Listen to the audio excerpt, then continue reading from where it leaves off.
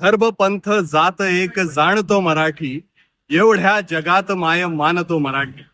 मराठीसाठी आज रत्नागिरीकर धावले. ती कोकण कोस्टल हाफ मॅरेथॉन या स्पर्धेमध्ये हजारो स्पर्धक धावले. कुठल्याही परिस्थितीमध्ये माय मराठीसाठी सगळे आम्ही एकत्र आहोत हे या वेळेला सगळ्यांनी दाखवून दिलं आहे. राज्याचे उद्योगमंत्री आणि रत्नागिरी जिल्ह्याचे पालकमंत्री नामदार उदय सामंत यांनी 21 आणि 10 किलोमीटरच्या मॅरेथॉनला फ्लॅग ऑफ केला.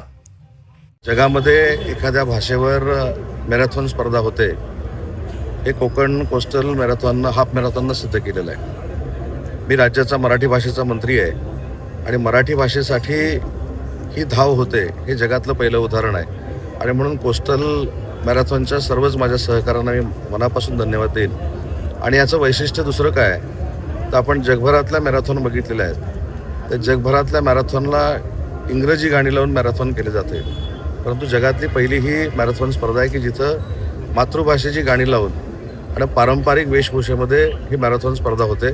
5 किलोमीटरच्या मॅरेथॉनला नगराध्यक्षा शिल्पा सुर्वे यांनी फ्लॅग ऑफ केला. कुठल्याही भाषेला समर्पित असलेली ही जगातली पहिलीच मॅरेथॉन स्पर्धा होती. या स्पर्धेमध्ये 13 राज्यातील 300 शहरातून 2200हून अधिक धावपटू सहभागी झाले होते. सुवर्ण सूर्य फाउंडेशन यांनी अतिशय चोखपणे ही स्पर्धा आयोजित केली होती. या कोकण कोस्टल हाफ मॅरेथॉनच्या तिसऱ्या पर्वाचा विजेता ठरला अभिषेक देवकाते.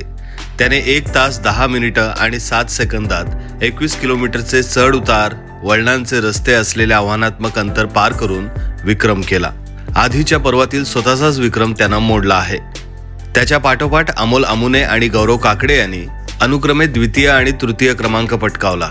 महिलांच्या गटात 1 तास 23 मिनिटं आणि 22 सेकंदात साक्षी जड्याळ यांनी अव्वल स्थान मिळवलं, तर श्रेया पाटील आणि ऐश्वर्या लोंढे यांना अनुक्रमे द्वितीय आणि तृतीय क्रमांक मिळाला. या मॅरेथॉनमध्ये लहान मुलं, वयोवृद्ध माणसं, दिव्यांग व्यक्ती सगळे सहभागी झाले होते. रत्नागिरीमध्ये एक भारलेलं वातावरण या स्पर्धेच्या निमित्तानं बघायला मिळालं. पुढच्या वर्षीच्या तारखेची सुद्धा घोषणा आयोजकांनी केली आहे. पुढच्या वर्षी 3 जानेवारी 2027 रोजी कोकण कोस्टल मॅरेथॉनची तारीख जाहीर करण्यात आली आहे. तर आतापासूनच सर्वांनी तयारी करण्याचं आवाहन आयोजकांकडून करण्यात आलं आहे.